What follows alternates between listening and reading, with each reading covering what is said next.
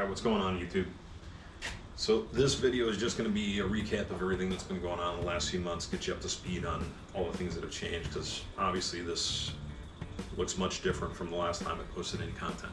So, the heads, talked about those for a long time. I finally found a set of heads from my buddy PJ. You've heard me talk about him on the channel before. He had a set of 243s, and he had a machine and hot tank, and decided not to use them on one of his projects, so he was nice enough to sell them to me at a really great price.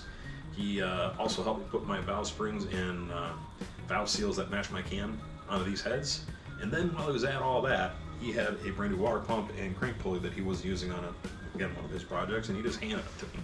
So, huge thanks to PJ. You're awesome, buddy. I appreciate it. Alright, after that, I spent many weekends trying to clean this motor up, get it prepped so that I could apply paint. I'm going to tell you, I should have sent this motor in to be hot tanked. I was being lazy, I was being stupid, I just didn't want to do it.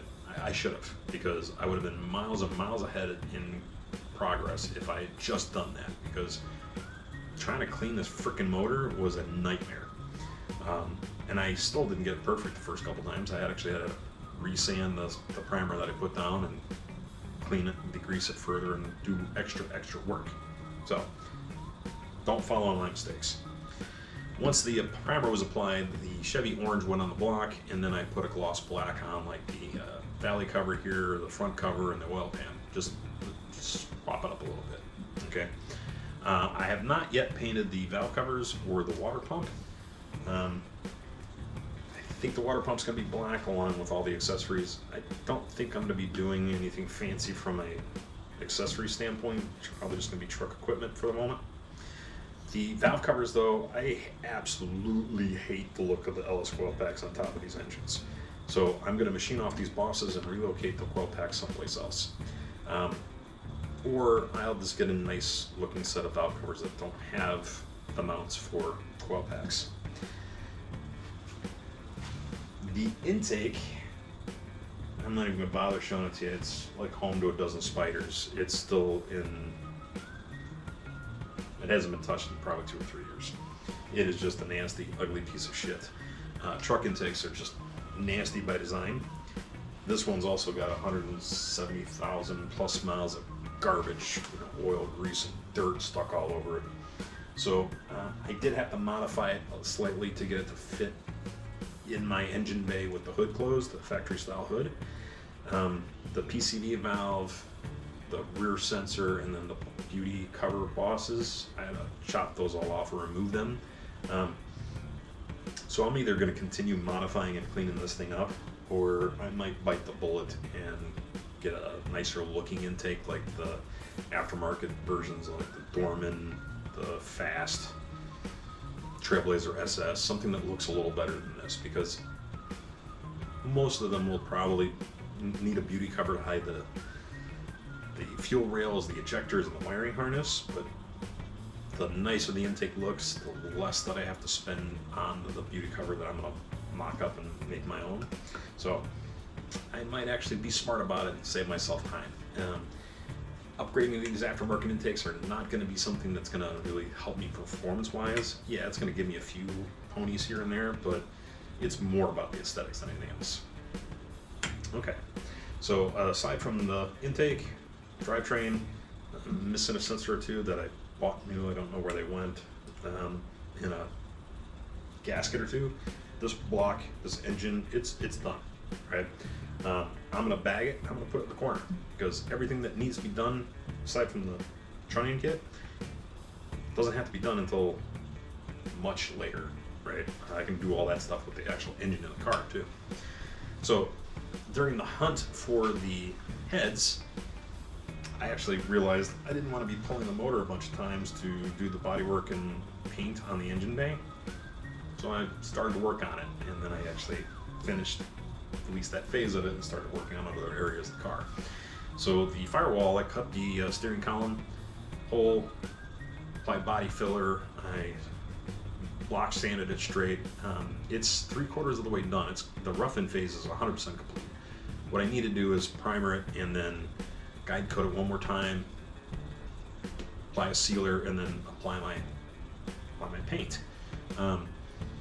I haven't chosen what paint, which version of paint just yet. So I know I'm going to be going blue. I've always known it's going to be blue. I just keep going back and forth on which variations of blue there are, because there's literally thousands. So I need to choose the manufacturer, the non-metallic or pearl or whatever effect I'm doing in the paint job. I need to finally just choose it so that I can actually know what bodywork I need to apply. So while I was doing all that, I jumped around and I started doing bodywork in other areas because I was, again, still waiting on the heads. What you see here, this is all roughed in. This is all the way up to 220 grit. This is a etching primer because there was some burn through to the bare steel and I needed to continue to protect it. That's the whole reason why I built a booth and painted or sprayed epoxy on the car, was to stop it from rusting. Right? So it's in 220. This is just an etching primer. There's body filler on here because there was extensive metal work to these recorders. Obviously from here down is all brand new steel.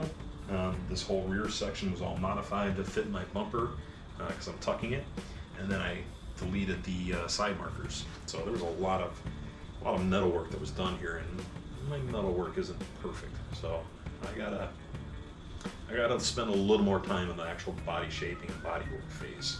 So that's where we're at. That's what I've really been up to the last couple months. It doesn't sound like a whole lot, but this is time-consuming and tedious work. So during all of this, I've had a lot of people give me crap about where are the videos, where's the content, what have you been doing, what's going on with the Nova, and I told them, I'm like, look, 90% of it, I'm sitting there just, sanding. Who wants to watch that shit? And most people are like, well, they don't know how to do it. I get most of these people talking to me about this stuff or always asking me to help them do the body work or metal work on their cars. And well, I would love to do it. I got enough on my plate with my own project. So it did spark an idea of, hey, you know what? Out of all the bodywork videos that I've watched on YouTube, they've all been 20 minutes or an hour or 2 hours in length. It's not always concise. It's always very application specific as to what they're currently doing with their car. So what I'm going to do here instead is I'm going to make 5 to 10 minute videos, cover only one topic, and there's probably going to be at least 6, maybe 12 different topics, maybe more, I don't know. And just go into depth about that one topic and keep it short, bite-sized videos. Okay, so hopefully you guys are excited about that, or you want to see that type of content. If you do, let me know. If you don't, let me know. I may change my mind or switch to a different direction, who knows. But that's what's going to be coming up, and those will probably drop in early 2024, because I still have a lot of things I need to do. I got to finish some things in the garage. I've also got to push the Nova out in the driveway so I can work on some other things, and then get the Nova back in here and get to work on this stuff. So that is where we're at, guys. Any questions, comments, drop them below. Hit the like, subscribe if you would. Thank you to all the new subscribers. I don't know where you came from, but I'm happy that you're here. Thanks for watching, guys, and I'll catch you on the next one.